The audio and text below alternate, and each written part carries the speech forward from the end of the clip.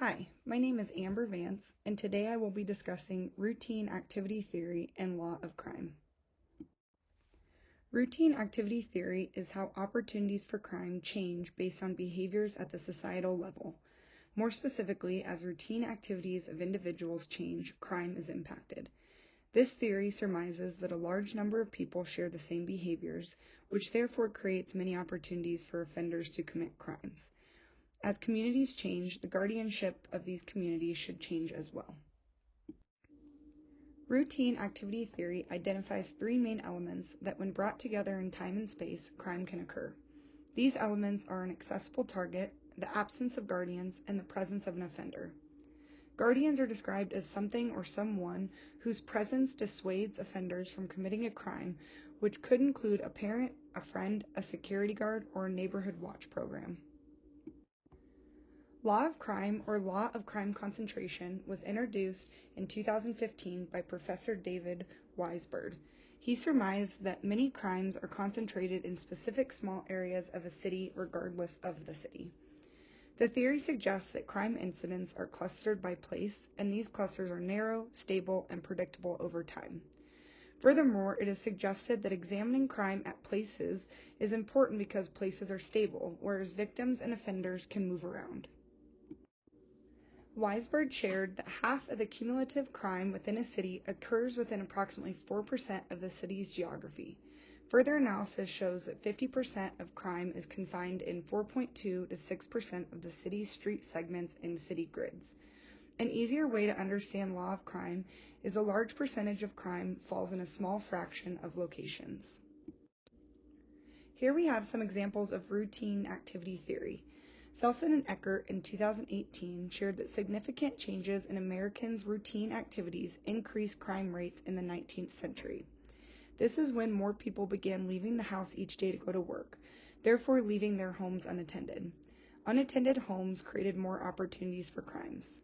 Another example could be right after the new year when more people are utilizing the gym. More unattended cars in a concentrated area could create more opportunities for crimes. Examples for law of crime concentration are areas such as hotspots, which are places where more crimes occur. Repeat victimization is another example, which can be defined as the reoccurrence of crime in the same place. Last example is risky facilities, which is common types of locations or places that attract or generate a disproportionate amount of crime. As an analyst working under the umbrella of routine activity theory, it is important to ask questions about general patterns of behaviors, such as how do these patterns impact crime opportunities. It is equally important to understand the unique patterns of the local jurisdiction in which the analyst works. Crime analysts can work to identify repeat offenders, victims and targets, and places. Crime analysts working under the umbrella of law of crime concentration might focus more on identifying hotspots and hot places. They might also work to identify the nature of the hotspots by using spatial analysis and crime mapping to analyze crime patterns. Analysis of micro-level units, such as addresses or street segments, are important as well. In understanding theoretical foundations of crime analysis, it is important to understand a multi-level approach as well. Research has shown that integrating the routine activity theory and law of crime concentration combines a better understanding of crime at the micro level.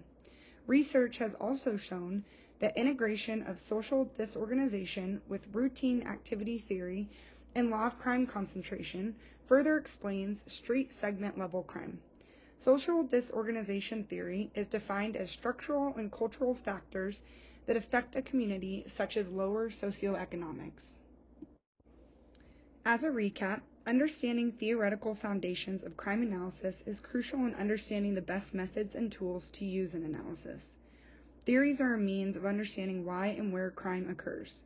Routine activities theory helps to identify how crime opportunities change based on the societal levels, while law of crime concentration focuses on the micro levels of where crime is concentrated. Crime analysis can significantly benefit from integrating theoretical foundations together to give a thorough overview of why and where crime occurs in order to prevent future crime.